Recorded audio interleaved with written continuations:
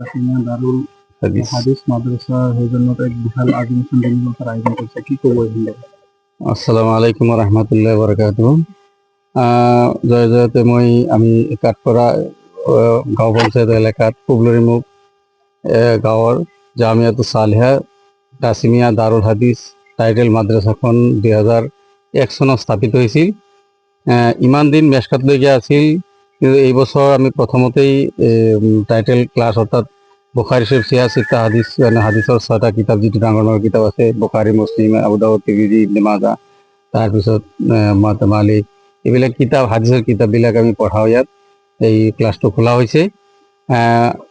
আপোনালোকৰ যোগেদি আমি অসমবাসীক এইটো ক'ব বিচাৰোঁ যে এই ক্লাছটো যে খোলা হৈছে, এই বছৰ 4জনী ছাত্ৰী ইয়াৰ পৰা ওলাব।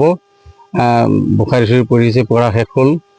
অহা 5 তাৰিখে, অহা জানুৱাৰী মাহৰ 5 তাৰিখে এই বুখাৰী খতমৰ দোৱা হ'ব।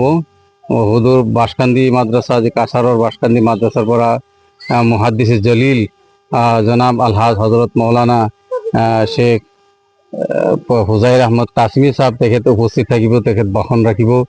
আৰু লগতে অসম বিখ্যাত কাৰী সালেহ আহমদ সাহেব, হজৰত মৌলানা কাৰী সালেহ আহমদ সাহেব তেখেত উপস্থিত থাকিব, তেখেতে কেৰাত পৰিৱেশন কৰিব। লগতে মৌলানা ৰফিকুল ইছলাম চাহিদি তেখেত থাকিব। আৰু বিশিষ্ট কাৰী হিচাপে কাৰী আলহাজ কাৰী ৰফিকুল ইছলাম আৰু মুখতাৰ হুছেইন সাহেব তেখেতসকল থাকিব। মই গোটেই অসমবাসীক এই দোৱাৰ আহ্বান কৰি দোৱাৰ কাৰণে মই প্ৰাৰ্থনা কৰোঁ যে আপোনালোকে এই জলসাৰ কামিয়াবিৰ কাৰণে দোৱা কৰিব। লগতে আমাৰ এই মাদ্ৰাছাখন যাতে টাইটেল মাদ্ৰাছাখন ছোৱালীসকলৰ একমাত্ৰ মাদ্ৰাছা, এই মাদ্ৰাছাখন যাতে কিয়ামতৰ আগলৈকে জীয়াই থাকে আৰু এই উন্নতি হয়। আৰু গোটেই অসমবাসীৰ কাৰণে আমি যিদিন এখন দোৱা হ'ব আৰু দেওবাৰে, এই দোৱাত আমি গোটেই অসমৰ শান্তিৰ কাৰণে আমি দোৱা কৰিম, যাতে আল্লাহ তাবাৰক তাআলা অসমবাসীক শান্তিৰে বসবাস কৰিব পাৰে অসমত। এইখিনি মোৰ বক্তব্য, এই ঠাইখনৰ নাম পুবলৰিমুখ আৰু মাদ্ৰাছাখনৰ নাম জামিয়াতুছ সালেহা কাছিমিয়া দাৰুল হাদিছ মাদ্ৰাছাতুল বানাত। এইখন নগৰ ডিষ্ট্ৰিক্টত পৰিছে, কলিয়াবৰ এলেকাত পৰিছে।